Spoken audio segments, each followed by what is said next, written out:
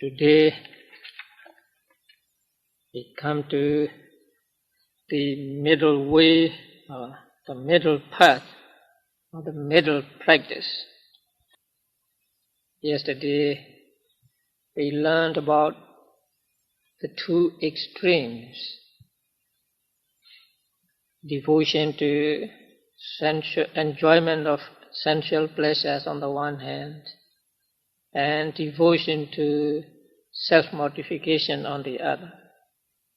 And Buddha said both practices did not lead to final deliverance from all suffering. So after stating the two extremes, after stating that these two extremes should not be followed by those who have gone forth, and Buddha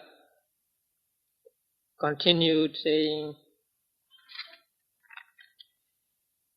bhikkhus, avoiding these two extremes, the Tathagata has gained the penetrative knowledge of the middle practice or middle path, which produces vision and foremost knowledge and tends to come to higher knowledge, penetrative insight, and realization of Nibbana. The Buddha declared that he had penetrated, or he had known the middle way or middle path, and he described it as producing vision and foremost knowledge and tending to calmness or stillness of mental defilement, to higher knowledge, to penetrative insight and realization of Nibbana. So in this sentence, Buddha said, avoiding these two extremes, the Tathagata has gained the penetrative knowledge, and so on. So whenever Buddha wanted to refer to himself, he used the word Tathagata and not the Buddha. So in many discourses, Buddha said the Tathagata is this or Tathagata is that. So in this sutta also, Buddha referred to him as Tathagata. And the word Tathagata in Pali has many meanings. And the commentaries give so many meanings that we are not sure which is the basic meaning of the word. So whenever Buddha wanted to refer to himself, he used the word Tathagata. It is translated as truth finder or thus come.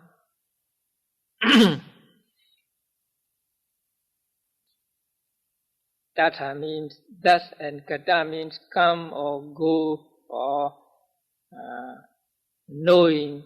So you can say any meaning for this word Tathagata. So he said Tathagata has discovered or penetrated the middle way or middle path, avoiding these two extremes. So not approaching any one of the two extremes, the Tathagata had discovered and known or penetrated the middle practice. So that middle practice is called middle way or middle path. And that middle path produces vision and foremost knowledge. So this middle path or middle way will give you vision and knowledge. Now here vision and knowledge are the same thing. Seeing here means not seeing with the natural eyes, but seeing with wisdom eye. So vision and knowledge here are the same. So vision and knowledge of what? Vision and knowledge of mind and matter, or mental and physical phenomena, and also vision and knowledge of Nibbana. So if we follow this path, then we will get the vision and knowledge of mind and matter and so on. Now, this path, as you may have guessed, is the path of vipassana and also the path of magga, or the realization of Four Noble Truths.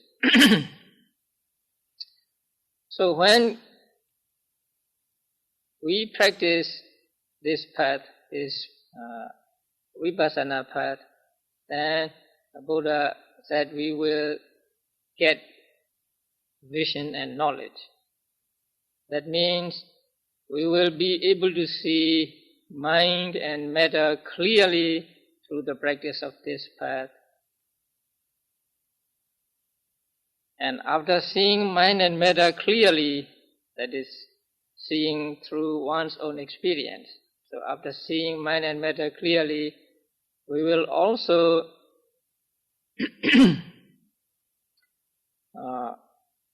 come to see the cause-effect relationship of all phenomena. So when we see the mind and matter clearly, and when we see that at every moment of meditation, at every moment of mindfulness, there is only mind and matter, then we get the right view that there is nothing apart from mind and matter. There is no soul, or no being, or no person or whatever, just the mind and matter arising and disappearing at every moment. And after seeing mind and matter clearly and having got the right view about mind and matter, we will also come to see that when we see something, there is a seeing consciousness. Now, there is seeing because there is something to be seen. In the same way, there is hearing because there is something to be heard. There is smelling because there is something to be smelled, and so on. And so, what we thought formerly to be isolated cases, we now see them as connected with each other, as cause and effect. Because there is ignorance, because we do not know the true nature of things, there is attachment or clinging to these things. And because there is clinging, there is what we call actions, good or bad actions. And because there are good or bad actions, there are bound to be good or bad results in this life as well as in future lives. So, through this path, we will be able to see this connectedness as cause and effect of mind and matter. And then we will also be able to see that the mind that makes note of, and the matter or another state of mind which is being noted, arise and disappear, arise and disappear. So these phenomena just arise and disappear. And when we see the arising and disappearing of all phenomena, we also come to see that they are impermanent, they are unsatisfactory, and they are insubstantial. And when we practice further, when this practice has fully matured, then we will be able to realize Nibbana. able to see the Four Noble Truths direct. And so this practice, or this path, can give us different kinds of vision and knowledge, or just the knowledge of mind and matter and so on. And then it can lead us to calm. That means we will be able to calm the mental defilements. We will be able to still the mental defilement, and also we will be able to eradicate these mental defilements altogether. Now, when we practice vipassana meditation, we are stilling, we are avoiding the arising of mental defilements. When we watch things closely, when we watch the objects closely and pay attention, we see their true nature. And when we see their true nature, there cannot be attachment to them or aversion towards them. And so we suppress or we still mental defilements when we practice this kind of meditation, or when we follow this path. And at the moment of enlightenment, then we will be able to get rid of these mental defilements altogether. That is, they will be so eradicated that they will not arise in us anymore.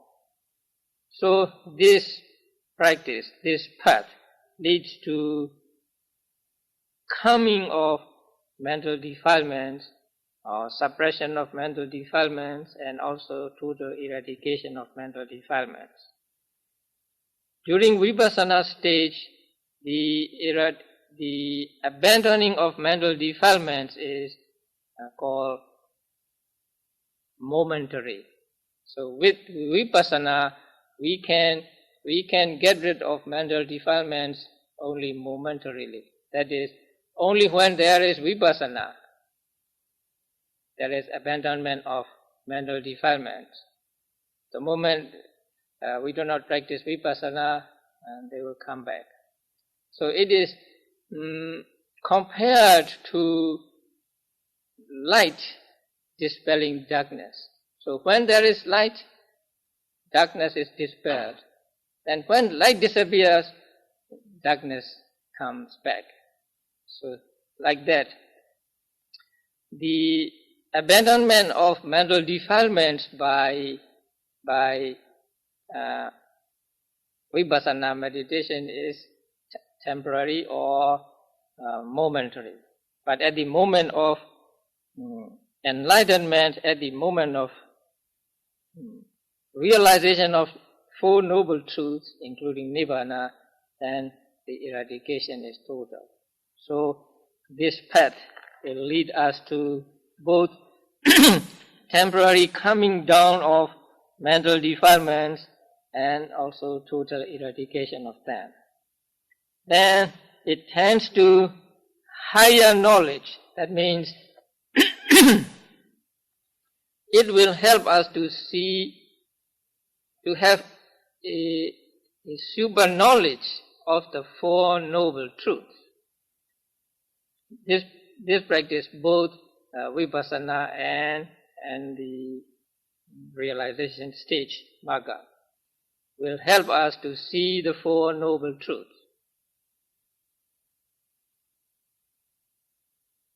During the practice of vipassana meditation, we try to be mindful of whatever is at the present moment, and so we see them clearly, and we see them arising and disappearing and so on. So at the moment of vipassana, what we see is, or what we see belongs to the first noble truth, the noble truth of suffering, because mind and matter are all included in the noble truth of suffering. And at every moment we pay attention to the objects. We avoid, say, having attachment to it or aversion to it, and so we are also abandoning mental defilements when we pay attention to the things at the present moment. So when we pay attention to the things at the present moment and we see their nature, that they just arise and disappear, then ignorance is dispelled at that moment. When ignorance is dispelled, there can be no mental formations or good or bad actions, and when there are no good or bad actions, there will be no resultant consciousness and aggregate in the future. So at the moment of the vipassana meditation, we are also realizing the second noble truth, that is abandoning the second noble truth, which is craving, and along with craving, the ignorance and others. And also at the moment of vipassana, we are developing these factors. We are developing mindfulness, we are developing concentration, developing understanding, and so on. And so we are developing the fourth noble truth also. So at the level of vipassana meditation also, we are, say, experiencing, or we are realizing the Four Noble Truths in a certain way. And if we reach the stage of enlightenment, then we will really see the Four Noble Truths direct. So this path, this practice will lead us to understanding or to knowing the Four Noble Truths. And then it will lead us to penetrative insight. Here, insight does not mean just vipassana. It is an insight into the nature of things. Now, we do not see the true nature of things because there is a great wall, something like a great wall between the real nature and us, and that the great wall is the great wall of ignorance. When this ignorance is pierced or penetrated or destroyed, then we see things clearly. So this path, consisting of vipassana path and also of the magga path, will lead us to the penetrative insight into all phenomena. Since even at the moment of vipassana, the ignorance is dispelled, we will be able to penetrate into the nature of things, into mind and matter, or into all conditioned things, and into the nature of Four Noble Truths. And last, Buddha said that it will lead to realization of Nibbana. Now, this practice, this method, this way, or this path will lead us to the realization of Nibbana.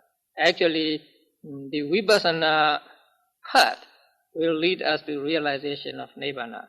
And at the moment of realization, and that is the real path. And then, after reaching the realization stage, or after reaching enlightenment, one becomes a noble person. And if he reaches the fourth stage, then he becomes an arahant. When he becomes an arahant, he has no more wholesome or unwholesome karma. And since he does not accumulate no more wholesome or unwholesome karma, with his last conscious moment in that life, he will disappear like a flame going out. And after that moment, nothing will arise or nothing will be produced. It is like the flame which goes out when the fuel is exhausted. So this practice will lead to the realization of Nibbana, and it will lead to the final cessation of all suffering, which is Nibbana.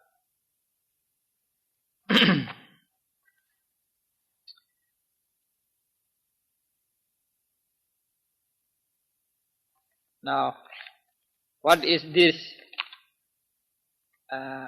noble, what is this middle path? I think you all know what this middle path is. And this is simply the Noble Eightfold Path, consisting in right view or right understanding, right thought, and so on. So this path or this practice which Buddha discovered has 8 components, and these are called 8 factors of path. And they are the right understanding or right view, right thought, right speech, right action, right livelihood, right effort, right mindfulness, and right concentration. I hope you get them. You get all 8 of them in this order.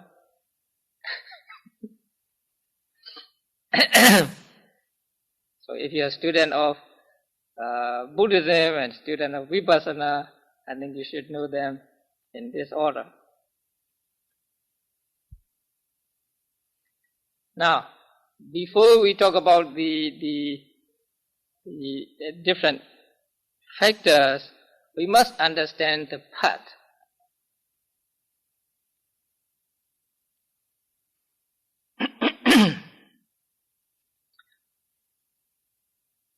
Now, what is called path really is the enlightenment, or at the moment of enlightenment. That is the true, or that is the real path. Because after enlightenment, even after the first stage of enlightenment, one is sure to reach Nibbana. There can be no regression, or there can be no missing the point. So after enlightenment, one is sure to reach Nibbana. So the path, if it is to be called a path at all, then it must be, or it must begin with that enlightenment. So that is the real path. But in order to reach that real path, we need something preceding it, preliminary to that path, another path. So there is a real path, and then the preliminary path, and then in order to reach that preliminary path, we need some small road, some approach to that path. So there are three segments or 3 stages. The first is called the basic, so basic path, and the second is called preliminary path, and the third is called path, the real path. So we have to have in mind these 3 stages when we study the Noble Eightfold Path, or the factors of Eightfold Path one by one. I think it is like, say, there is a road to a city, a highway. Then suppose until 5 miles to the city, that highway or that road has many small exits or small roads, going into it or going out of it. But from the 5 mile point to the city, there are no diversions in the road. There's only one road. So if we ask, are you on the right path? Then you can say, if you are within the 5 mile range, then you can say, yes, we are on the right path, because we are going to reach it without fail. But when you are on the road before the 5 mile point, how would you say? Are you on the right path? Maybe. If we follow the right path, this path, then we will reach. But if we diverge from this road, then we will not reach the city. So that path is not what you call. We cannot say that we are on the right path, because we may miss the city, because there are so many side roads.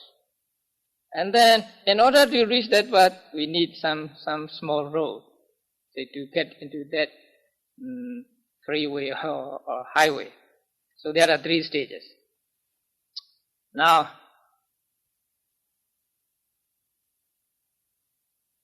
the first of the factors is what?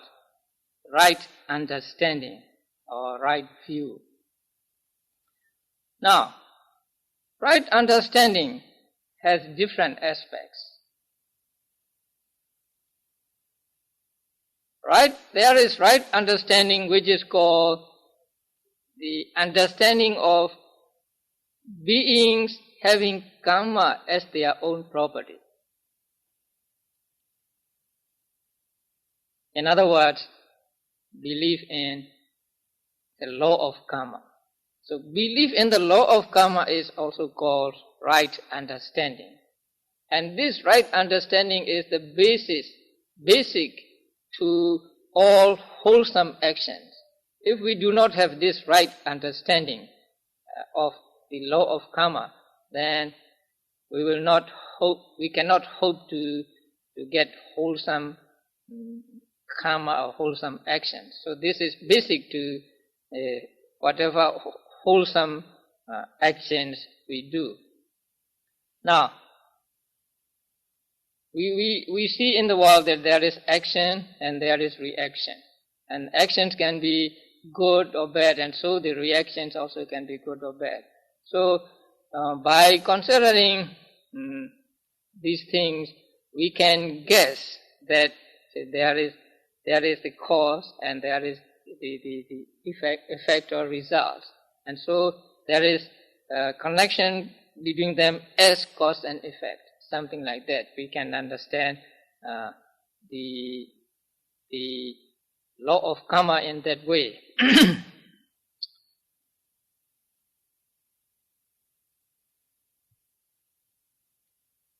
And this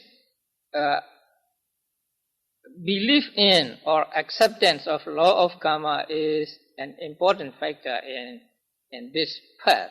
And so the right understanding means, in this stage, the understanding of law of karma.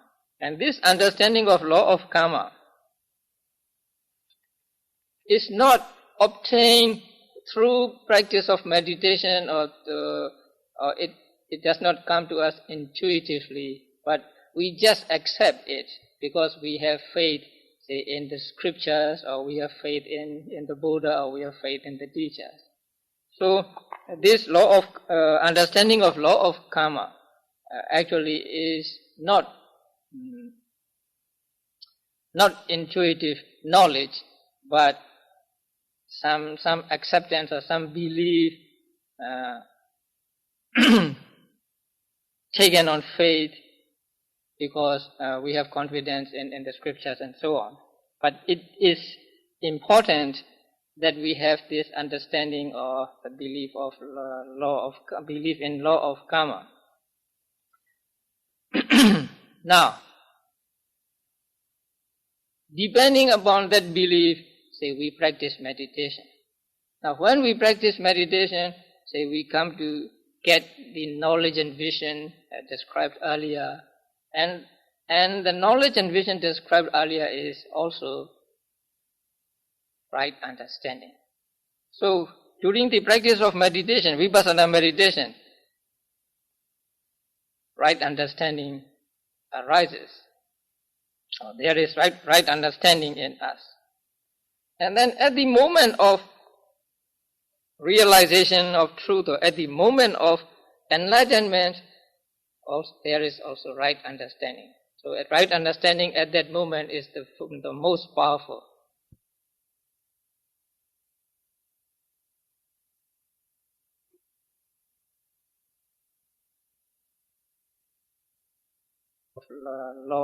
Belief in law of karma.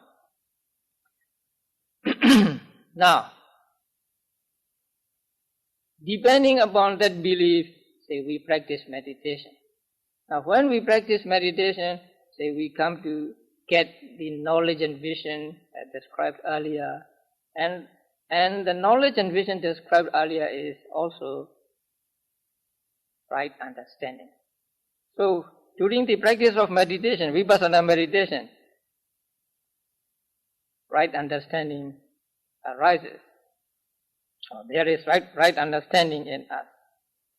And then at the moment of realization of truth, or at the moment of enlightenment, also, there is also right understanding. So right understanding at that moment is the most powerful. So right understanding goes through all these three phases of path: the basic path, preliminary path, and the realization path. So the first factor, right understanding, goes through all these three stages. So the right understanding means understanding of law of karma, understanding of true nature of things during vipassana meditation, and understanding of the Four Noble Truths at the moment of enlightenment. Now the next factor is called what? After right understanding, what? Right thought. Now right thought.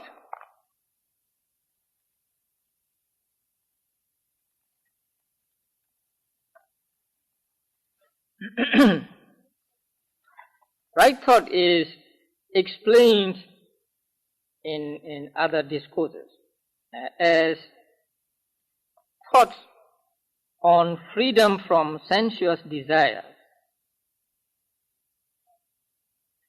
thoughts on not killing, on non-desire for killing through wishing well to others, and thoughts on non-cruelty, on giving protection out of pity or out of compassion.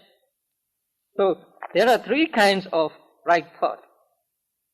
Thoughts of renunciation. And thoughts of renunciation means thoughts of getting out of mental defilements, or getting out of sensual desires. So that is the first kind of thought. And that consists in thoughts of becoming a recluse, thoughts of renunciation, and thoughts of getting into jhana, and thoughts of doing meritorious deeds and so on. So that is for thought of renunciation. The second kind of good right thought is non-killing of beings. So it is associated with metta, loving kindness. And the third thought is the thought of non-cruelty, not being cruel to other living beings, and so it is associated with compassion or karuna. So these are the three kinds of right thoughts explained in other discourses. Now, when we practice meditation, especially vipassana meditation, we do not have thoughts of sensual desires. We do not have thoughts of killing or causing injury to other beings. And so these thoughts are with us when we practice vipassana meditation. We can say that. But actually, if we are thinking of something else than the vipassana meditation, we may be deviating from the meditation itself. The thoughts of doing something good, thoughts of the renunciation and so on.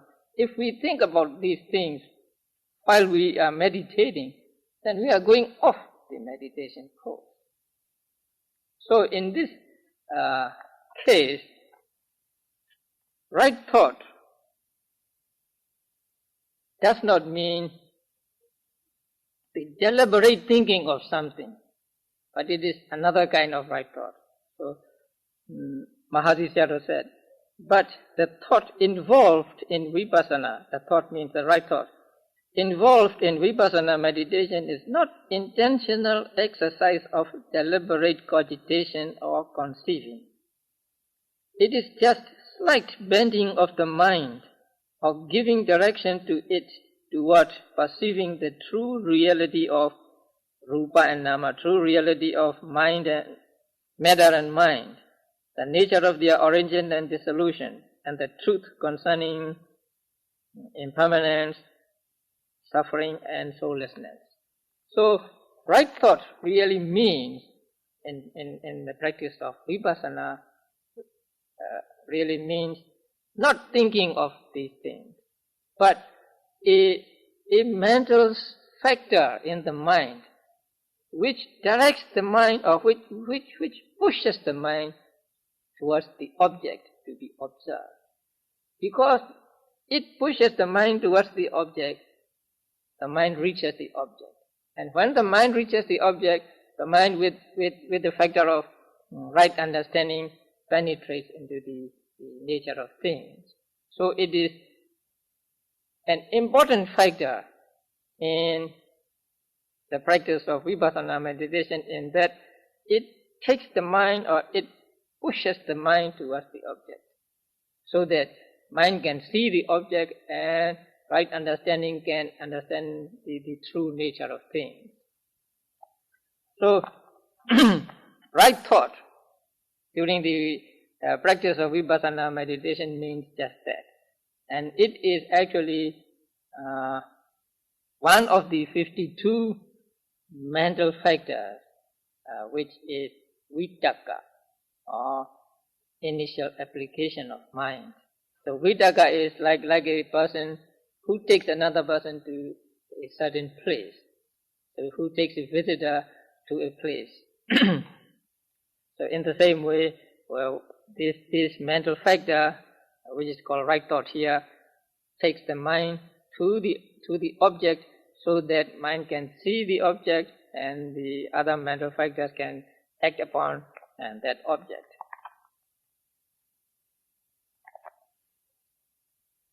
Now the third factor is what? Right speech. Right speech really means abstention from wrong speech. Not just speaking right, but abstention from wrong speech is called right speech here. And there are 4 kinds of wrong speech: lying, backbiting, harsh speech, and frivolous talk or vain talk. Now lying is easy to understand. Now backbiting, I don't know what backbiting is. Saying something bad about someone on his back. But the Pali word does not mean that. Pali word means that, let's see.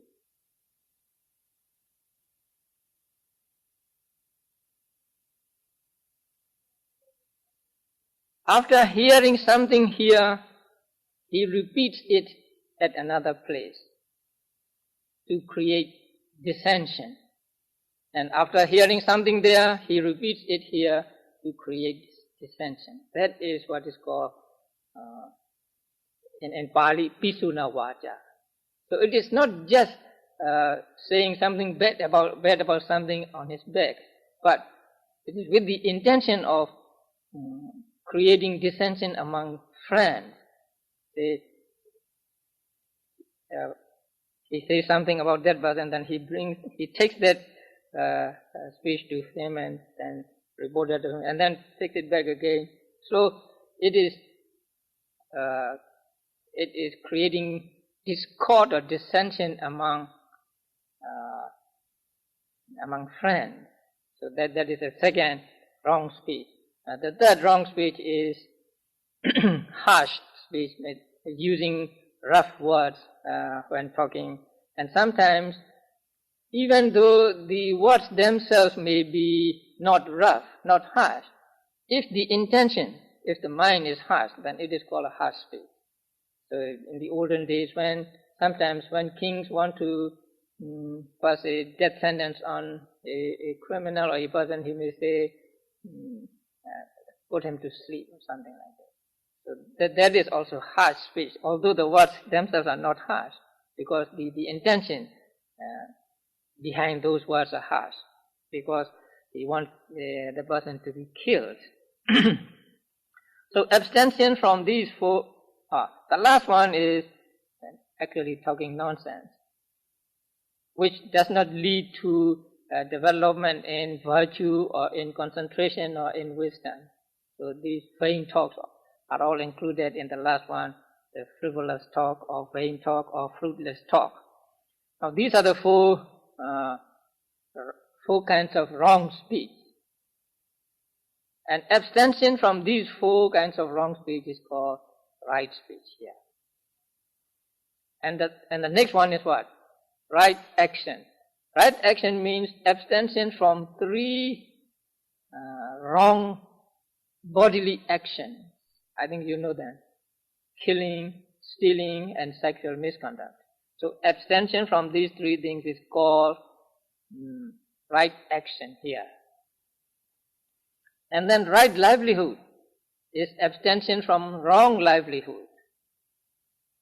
There are some forms of livelihood which followers of Buddha are not to engage in. Trade in liquor, trade in poison, trade in weapons, trade in human beings, and trade in meat. So these are called wrong livelihood. And also those kinds of livelihood which involves killing, stealing, and so on are also wrong livelihood. So when a person abstains from wrong livelihood, then there is this right livelihood, or the factor of right livelihood in his mind. Now,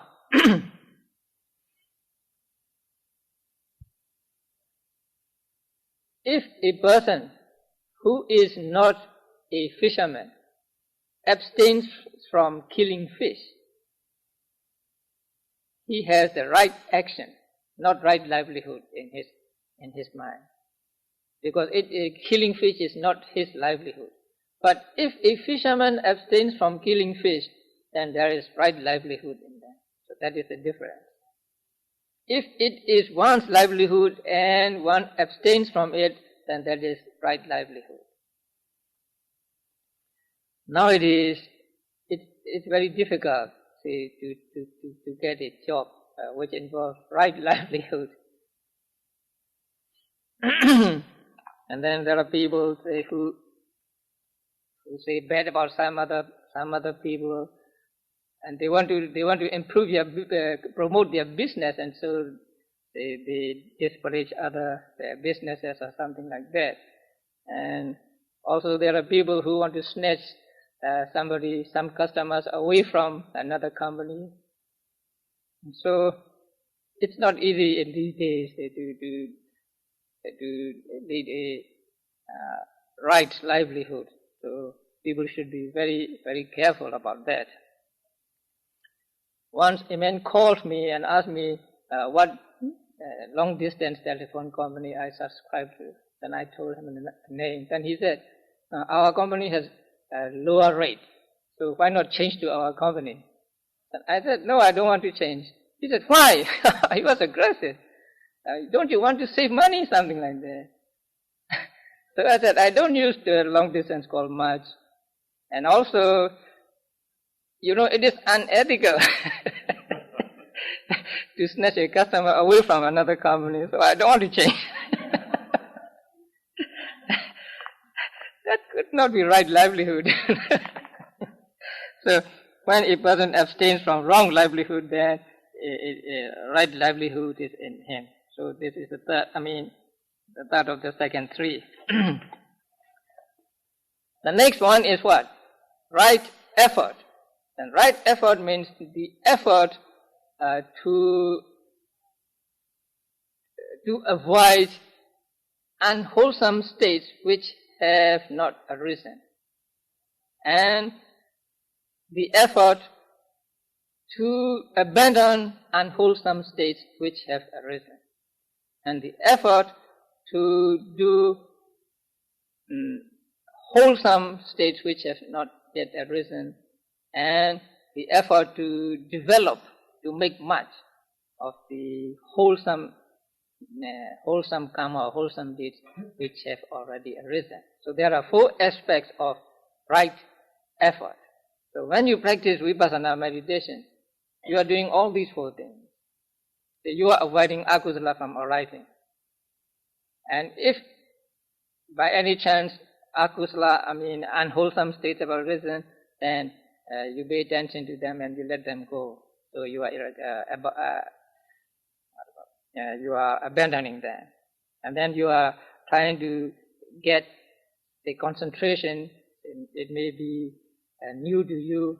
And then also you try to develop more and more what you have already attained. So when you practice vipassana meditation, you are doing these all 4 aspects of right effort. And the next is what? Right mindfulness, the most important for meditators. So the right mindfulness is explained as the 4 foundations of mindfulness. So that is keeping yourself mindful of everything at the present moment. I don't need to elaborate on the right mindfulness, because you have been doing right mindfulness all the time. Now, Mahasi Sayadaw had something to say here. He said, the Sutta itself is very short. It doesn't give any explanation at all. It is just like a table of contents. So he wondered how the 5 disciples would understand and how to practice. So Sayadaw thought that when the Buddha gave this sermon, he might have elaborated on them, on the practice of mindfulness meditation and so on. But when it came to be recorded at the first Buddhist council, the elders at the council may have left them out. I think that is plausible, because the Sutta as it it cannot give much information on how to practice meditation, satipatthana, vipassana meditation.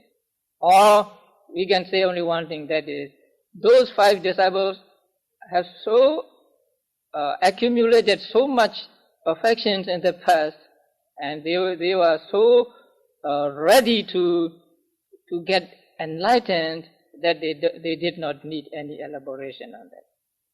Just a few words from the Buddha and they became enlightened. I don't know which is correct. But in the Sutta itself, it is just a mention of sammasati, or right mindfulness, and it is not commented upon or elaborated.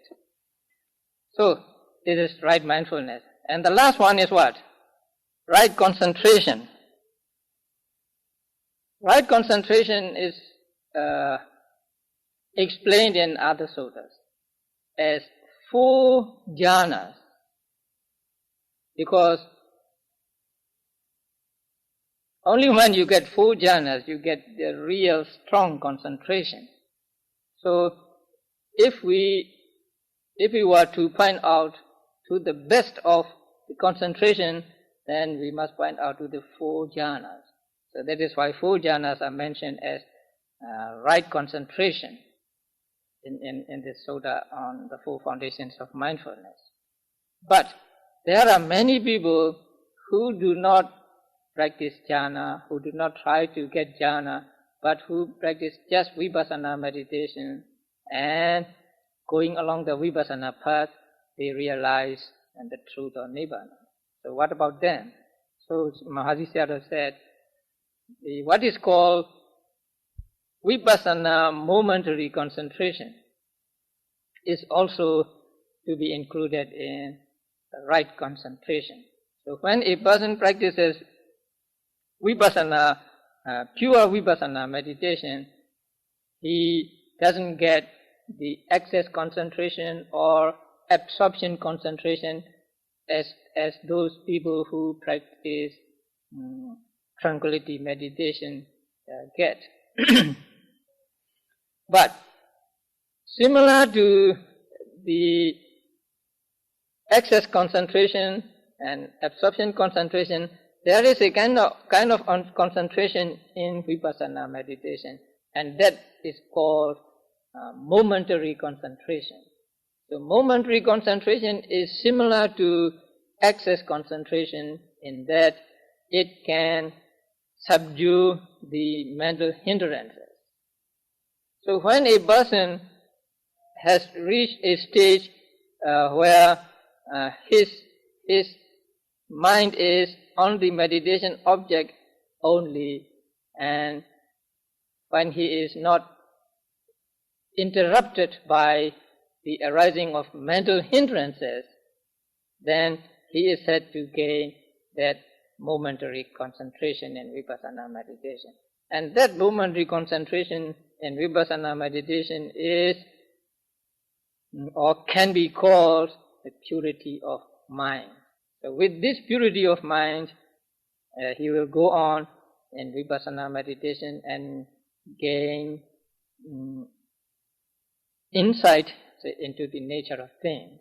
So right concentration means the 4 jhanas as well as the momentary concentration which is necessary in the practice of vipassana meditation.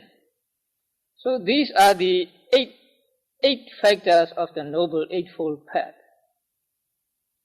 Now, how do we practice these 8 factors? One by one, from the beginning to the end, or from the end to the beginning, or what? Sometimes we practice many of them at the same time, right? Now, when we first practice meditation, there may not be right understanding of mind and matter, because we have yet to go to the stage where we really see mind and matter. So, in the very beginning of the practice, there may not be right understanding factor, but later on, then it will arise. So, actually, these factors are working almost at every moment of the good concentration or good meditation. Now, the 3 factors, right speech, right action, and right livelihood, belong to the group of sila, morality. That is why they are accomplished actually before the practice of meditation. So before you practice meditation, you take precepts. And by taking precepts, you are affirming that these 3 factors have already been accomplished. So these 3 belong to the basic stage of noble and basic stage of the middle way. So along with the belief in karma and its results, the 3 factors of morality constitute the basic stage of noble path, the middle path. And when you really practice meditation, these three actually do not arise in your mind, although they are said to be accomplished beforehand. So what factors are actively involved in the practice of vipassana meditation? The other five. Right effort, right mindfulness, right concentration, right understanding, and right thought. So these five are actively working at every moment of good concentration, and so they are called worker factors or working factors. And so long as these five factors are doing their own functions properly and in harmony, our meditation is good. If one of them acts differently, then our meditation is thrown out of balance. So these, at least these five factors should be working properly and harmoniously, not one in excess of the others, so that our meditation is good and we make progress.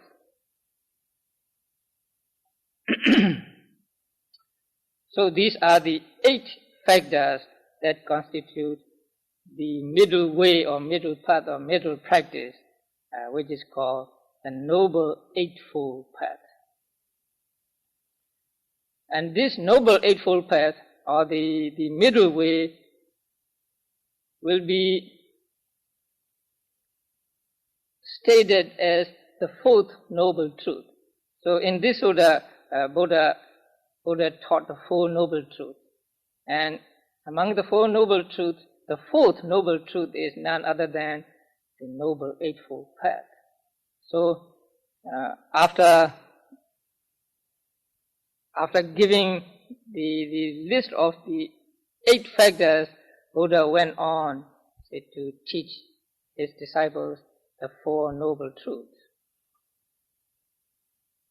So we will study the 4 noble truths tomorrow, and maybe the day after tomorrow also.